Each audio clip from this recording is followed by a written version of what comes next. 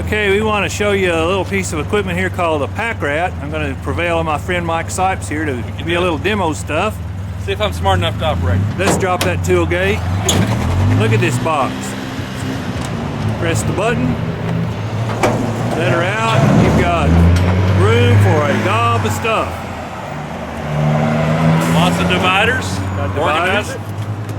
Organize that thing. 1, 2, 3, 4 different sections with slots for dividing it. Non-slip surface on top. Bolts down to the bed, good and secure. Nice rollers. Push the button, hold it in, lock it up. How about that? Very secure. Now on this box here, we also have the United Welding Service chest toolbox, headache rack, RKI headache rack on here, and on the front we've got a grill guard in case we encounter a little wildlife unexpectedly in the middle of the road. We can win the war.